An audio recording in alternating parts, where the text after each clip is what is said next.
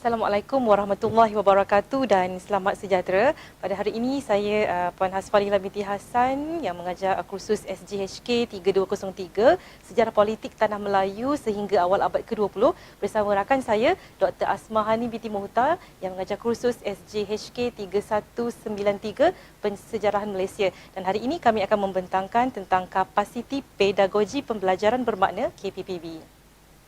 Okay, berikut ialah proses KPPB. Permulaannya kami menetapkan model pembelajaran murid, seterusnya model reka bentuk pembelajaran dan seterusnya model kerangka kerja 3E dan berikutnya kami menetapkan model pembelajaran murid dan untuk beberapa bahagian kami cuba menerapkan model kompetensi pembelajaran bermakna 6C dan seterusnya lahirlah kapasiti pedagogi pembelajaran bermakna bagi kursus yang kami pilih. Okay, berikut ialah kerangka KPPB bagi kursus SGHK 3203 dan juga SGHK 3193. Bagi peringkat perancangan, kami mengenal pasti HPK yang boleh digabungkan. Dan mata pelajaran yang digabungkan ialah Pensejarahan Malaysia dan Sejarah Politik Tanah Melayu sehingga awal abad ke-20. Seterusnya kami merungkai MK, menyemak MK bagi kedua-dua kursus dan menentukan hasrat pembelajaran serta kriteria kejayaan. Ya, bagi pemetaan HPK, kami memilih HPK yang untuk dirangkaikan. Seterusnya kami menetapkan soalan pentaksiran berterusan berdasarkan big idea yang kami tetapkan dan juga kami menyenaraikan essential question. Bagi peringkat fasa pelaksanaan pula, kami merancang soalan pentaksiran berterusan yang mana pelajar perlu membuat penulisan, mendapatkan bahan penulisan sentrik tempatan dan juga kolonial dan pelajar perlu menjelaskan hubung kait bentuk aktiviti berdasarkan pentaksiran berterusan dan boleh kita lihat kami juga merancang aktiviti bicara citra merdeka dan juga membuat lawatan ke lokasi yang menyimpan bahan bersejarah bagi membantu pelajar untuk mendapatkan maklumat. Itu dia rakan pembelajaran kami. Okay, baiklah, untuk kejelasan guru, kami menetapkan hasrat pembelajaran dan kriteria kejayaan dan kami berpandukan kepada HPK yang telah ditetapkan bagi kursus SGHK 3193 iaitu membandingkan pensejarahan Malaysia dari perspektif penulisan kolonial berkaitan persoalan sentrik Malaysia dan sentrik Eropah menggunakan teknologi. Seterusnya pengetahuan yang terdapat dalam MK tersebut ialah pensejarahan Malaysia, perspektif penulisan kolonial, persoalan sentrik Malaysia, persoalan sentrik Eropah dan juga teknologi. Manakala kata kerjanya ialah membandingkan. Baiklah, berkaitan perkembangan pembelajaran, pelajar mencari maklumat berkenaan konsep pensejarahan Malaysia melalui penulisan tempatan. Seterusnya pelajar mencari maklumat berkenaan konsep pensejarahan Malaysia melalui penulisan kolonial. Pelajar membandingkan konsep pensejarahan Malaysia melalui penulisan dan pelajar dapat menghasilkan video berdasarkan EQ. Dan itu dia hasrat pembelajaran dan juga kriteria kejayaan yang kami tetapkan bagi kerja kursus SGHK 3193. Manakala bagi kursus SGHK 3203, MK-nya ialah menghuraikan sejarah perluasan pengaruh British di Tanah Melayu dan tindak balas masyarakat tempatan terhadap penjajahan. Pengetahuan dalam MK tersebut ialah sejarah perluasan pengaruh British di Tanah Melayu, tindak balas masyarakat tempatan dan juga penjajahan. Manakala kemahiran yang cuba kami keluarkan daripada MK tersebut ialah menghuraikan. Berikut ialah perkembangan pembelajaran.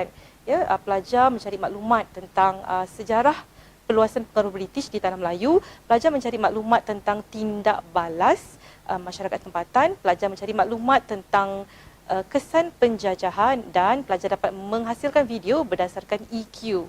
Dan itu dia hasrat pembelajaran dan juga kriteria kejayaan yang cuba kami tetapkan untuk pelajar capai bagi kerja kursus bagi kursus SGHK 3203. Itu dia model pembelajaran murid. Peringkat 1 mengenal pasti hasil yang diharapkan, peringkat 2 menetapkan bukti yang boleh diterima dan peringkat 3 pelan pembelajaran bermakna. Dan berikutnya ialah proses merungkai kursus yang mana kami mulakan dengan menetapkan idea utama ataupun the big idea. Seterusnya soalan pencetus idea ataupun essential question dan juga backward design. Okay, baiklah, itu dia big idea yang telah kami tetapkan, iaitu sejarah pencetus aspirasi patriotisme. Okay, yang mana objektif bagi SJHK 3193 ialah pelajar dapat menghasilkan huraian berkenaan kesan kesan pengaruh peluasan British berdasarkan penulisan sentrik tempatan dan juga kolonial. Okay, bagi objektif kursus SJHK 3203, pelajar dapat membuat huraian tentang sejarah peluasan pengaruh British di tanah Melayu sehingga awal abad ke-20. Berdasarkan big idea yang telah ditetapkan tadi, maka terhasillah soalan tugasan pentaksiran berterusan seperti berikut. Okay. Penjajahan telah mencetus tindak balas masyarakat tempatan, manakala campur tangan British menjadi titik permulaan kepada perluasan pengaruh mereka di tanah Melayu. Terdapat beberapa penulis tempatan dan barat yang memaparkan sejarah negara mengikut perspektif masing-masing. Penulisan ini meningkatkan semangat patriotisme dalam kalangan warga negara. Berdasarkan penyataan di atas, hasilkan satu video tentang sejarah perluasan pengaruh British di tanah Melayu pada awal abad ke-20 dengan menggunakan sumber daripada mana-mana penulis tempatan dan kolonial. Dan itulah tadi tugasan pentaksiran berterusan yang telah kami edarkan kepada pelajar. Bagi memudahkan tugasan kepada pelajar, kami telah pun membuat soalan pencetus idea gabungan antara gabungan dua kursus ini. Yang pertama, soalan yang pertama iaitu bagaimanakah penulisan sentrik tempatan dan kolonial dapat menguraikan kesan pengaruh perluasan British di tanah Melayu pada awal abad ke-20. Yang kedua, bagaimanakah penulisan sentrik tempatan dan kolonial tentang kesan perluasan pengaruh British di tanah Melayu pada awal abad ke-20 dapat mencetus patriotisme. Seterusnya, di sini dapat dilihat aktiviti sebagai sokongan kepada KPPB ini, yang mana pelajar kami telah melakukan aktiviti lawatan ke Muzium Tentera Darat. Okey, di sini kami dapat menjelmakan ke pembelajaran, rakan pembelajaran yang mana pelajar dapat merasakan sendiri pengalaman apa yang telah dipelajari di dalam kelas dan dibawa keluar. Semasa lawatan, mereka dapat merasakan suasana yang sebenar dan juga dapat merasakan empati. Malah kerjasama serta komunikasi dapat diterapkan, dan hal ini jelas membuktikan bahawa antara elemen-elemen 6C telah dapat diterapkan.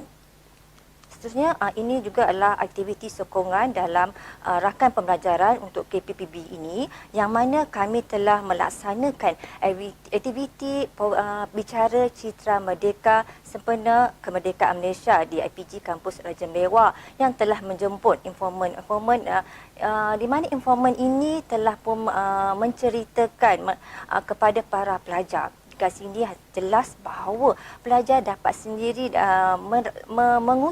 mengutip pengetahuan selain daripada di dalam kelas dan juga buku. Jadi di sini ada kelainan dan juga melibatkan rakan pembelajaran. Ini lebih bermakna pembelajaran itu lebih bermakna dan membentuk kemenjadian murid. Okey, baik. Sebagai membuktikan bahawa aktiviti-aktiviti tersebut dapat memberi satu impak yang positif kepada murid, kami juga telah meminta pelajar membuat refleksi. Seperti contoh lawatan ke Muzium Tentera Darat, yang mana mereka merasakan mereka telah secara jujur menyatakan bahawa terdapat banyak maklumat yang mereka telah pelajari, khususnya dalam subjek sejarah politik yang melibatkan penjajahan. Mereka dapat merasakan sendiri walaupun bukan dalam keadaan sebenar, tetapi seperti seolah-olah mereka berada dalam keadaan penjajahan British, dan ini membantu mereka untuk mengalami pembelajaran sebenar dan pembelajaran mereka lebih bermakna, dan mereka juga dapat mendengar daripada informan kurator yang menceritakan keadaan sebenar. Ya, jadi di sini mereka merasakan merasa teruja hasil daripada lawatan ke Muzium Tentera Darat. Okey, seterusnya selain daripada melaksanakan tugasan kerja khusus, elemen-elemen 6C juga turut secara tidak langsung turut dilaksanakan semasa aktiviti pembintangan tutorial seperti diletakkan bukti yang telah terpapar yang mana di sini pelajar memanfaatkan digital di samping melaksanakan pembelajaran melukis lakaran ke mana kemahiran kreativiti telah dilaksanakan. Ya, ini antaranya. Okey, baik. Dan ini satu lagi iaitu bukti aktiviti sokongan yang mana pelajar juga turut melaksanakan pemanfaatan digital dan juga menerapkan elemen-elemen 6C dan juga 3E dan 3R yang mana terlihat di sini adanya kreativiti, adanya elemen kerjasama dalam kalangan rakan-rakan. Baik, seterusnya. Okey, yang mana peringkat 3, kami juga telah merancang pengalaman pembelajaran itu bermula dengan WAY, iaitu WAY arah tujuan kursus ini telah dijelaskan kepada para pelajar agar dapat mengenal pasti perspektif yang tepat mengenai persejarah Malaysia dengan tumpuan kepada sejarah politik di tanah Melayu sehingga awal abad ke-20. Kemudian seterusnya, elemen menarik minat pelajar wujud apabila pelajar didedahkan dengan perspektif yang lebih tepat mengenai persejarahan Malaysia. Seterusnya, kursus-kursus ini dapat menarik minat para pelajar dengan pendedahan perspektif baharu mengenai sejarah Malaysia dengan tumpuan kepada tokoh-tokoh nasionalis Malaysia. Seterusnya, apa yang pelajar dibuat untuk elemen rating, para pelajar berupaya untuk memikirkan kembali dengan meletakkan tokoh-tokoh nasionalis seperti Rosely Dobi, persoalan-persoalan mengenai ruang dan peluang untuk memikirkan kembali idea-idea Rosely melalui surat-surat terakhir beliau. Seterusnya, evaluate. Para pelajar diberi kesempatan untuk menilai hasil-hasil pentadbiran berterusan dengan menilai kekuatan dan kelemahan. Seterusnya, kursus-kursus ini telah mengambil kira kesesuaian dan kepelbagaian kebolehan dan latar belakang. Dan yang terakhir, organize, iaitu yang mana kursus ini dirancang untuk mengoptimumkan potensi pelajar dalam pelbagai aktiviti seperti sesi refleksi, lawatan dan pengajuran seminar yang berkaitan.